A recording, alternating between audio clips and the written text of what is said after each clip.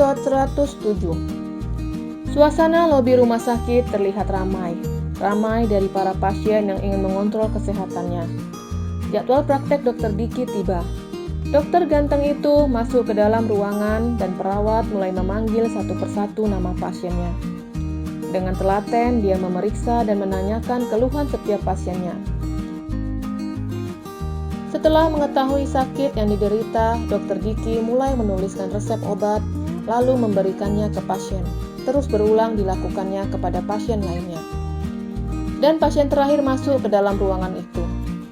Dr. Diki kaget, pasien terakhir adalah pasien yang ada di karaoke. "Hai dokter," sapa pelangi ramah dan mengedipkan salah satu matanya.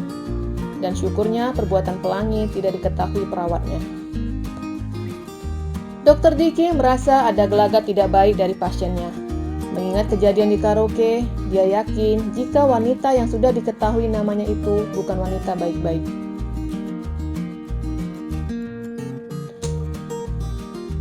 Dr. Diki tetap melakukan pekerjaannya, tapi dia hanya menanyakan keluhan yang dirasakan pasien tanpa harus memeriksanya. "Apa keluhan kamu?" tanya Dr. Diki. "Saya sakit di sini." Pelangi menunjuk bagian dadanya. "Oh, seperti itu."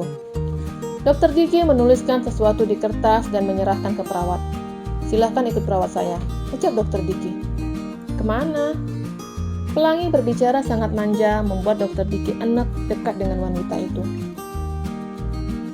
"Perawat akan membawa Anda untuk tes jantung," jelas Dr. Diki. "Tes jantung?" Pelangi bingung dan mengerutkan dahinya.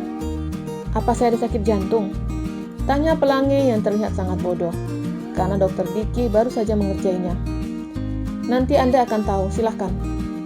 Dr. Diki tersenyum ramah, walaupun sebenarnya dia malas untuk tersenyum kepada wanita itu. Perawat membukakan pintu ruangan. "Tapi, saya mau sama dokter," ujar Pelangi kekeh untuk tetap berada di ruangan itu. "Mbak, silahkan. Nanti hasil tesnya dibaca dokter." Mendengar penjelasan perawat, Pelangi langsung beranjak dari tempat duduknya.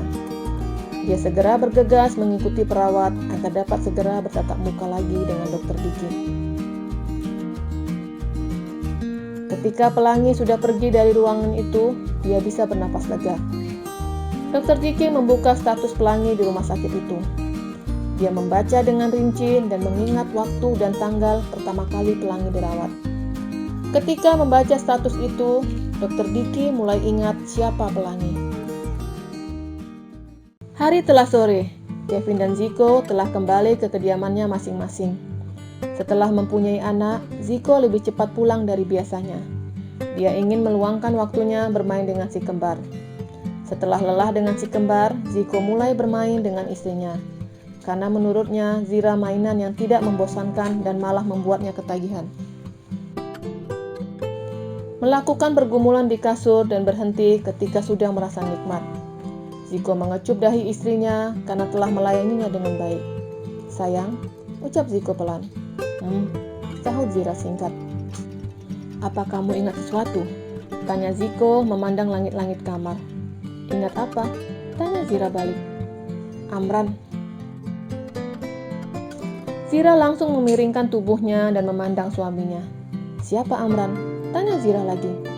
"Tukang sol sepatu," sahut Ziko asal. Dia sudah paham jika ingatan istrinya belum pulih. "Oh, kenapa? Apa sepatu kamu rusak?" tanya Zira lagi. Ziko menghela nafasnya dan memiringkan badannya. Mereka saling bertatap muka. "Lupakan soal sepatu rusak atau tukang sol. Aku akan membicarakan masalah serius sekarang." Zira langsung duduk. "Kenapa duduk? Aku mau melihat wajah kamu lebih dekat," gerutu Ziko yang bingung dengan tingkah istrinya mendadak sigap. "Kamu bilang mau bicara serius," sahut Zira. "Iya, tapi nggak usah duduk di sini." Ziko menarik tangan istrinya untuk kembali tidur di sampingnya. "Tes, 1, 2, 3, ujar Zira. "Kamu kenapa? Aku mau bicara serius malah diajak bercanda. Belajar berhitungnya besok saja. Yang mau aku bicarakan ini tentang masa depan anak-anak kita." "Kenapa?" Seminggu lagi akan ada penandatanganan antara kamu dan Amran. Kamu mungkin lupa siapa Amran. Tapi Amran adalah kembaran Eyang Amrin. Eyang kamu, jelas Ziko. Oh, jadi almarhum Eyang Amrin punya kembaran. Zira berujar dengan antusias. Loh, kamu ingat Eyang Amrin? Ziko mulai bingung. Tentu aku ingat Eyang Amrin dan keluarganya. Aku hanya mengingat pada saat aku mempunyai butik dan selebihnya tidak ingat. Apalagi kamu. Aku juga belum ingat. Dan untuk si kembar, walaupun aku belum ingat, tapi aku merasa dekat dengan ketiganya. Jelas Zira. Jadi, kamu belum percaya kalau aku suami kamu? Tanya Ziko penasaran. Belum. Aku hanya mengingat sosok seorang pria yang ada di dalam mimpiku. Tapi wajahnya tidak terlihat. Ah, lupakan tentang sosok pria di dalam mimpi itu.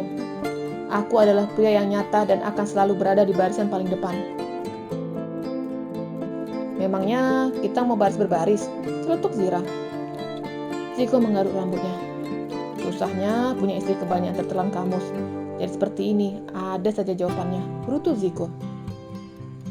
Zira hanya mengkerucutkan bibirnya. Dia tidak mau ambil pusing dengan ucapan suaminya. Jika seminggu lagi ingatan kamu belum sembuh, maka harta kamu dan semua usaha akan diambil alih Amran. Jelas Ziko. Oh, bulat. Sayang, kenapa kamu terlihat santai? Seharusnya kamu khawatir, karena usaha kamu diambil pria tua itu. Gerutu Ziko.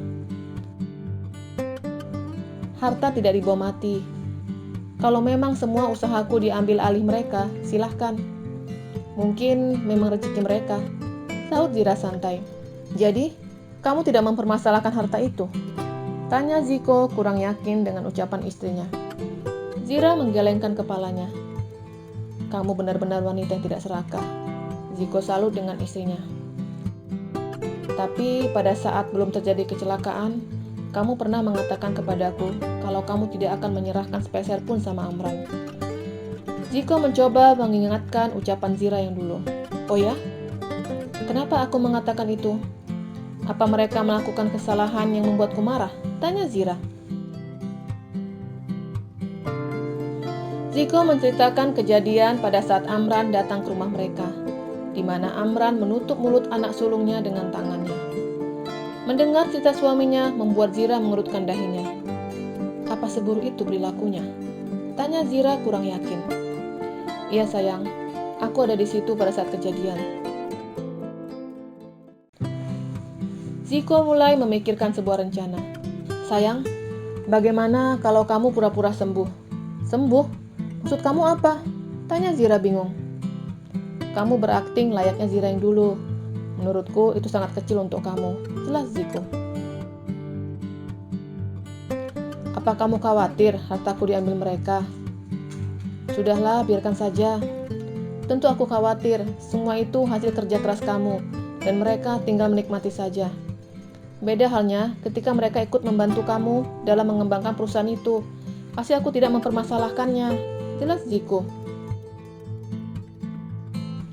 Suamiku, oh suamiku.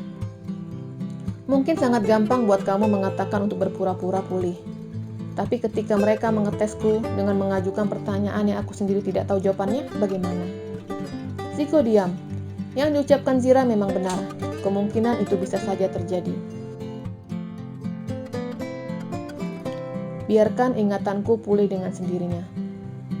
Sayang, bagaimana kalau kepala kamu aku pukul pakai panci? Pertanyaan Ziko membuat Zira langsung menatap tajam suaminya. Boleh. Tapi, kamu dulu yang aku pukul pakai panci dan kawan-kawannya. Mau?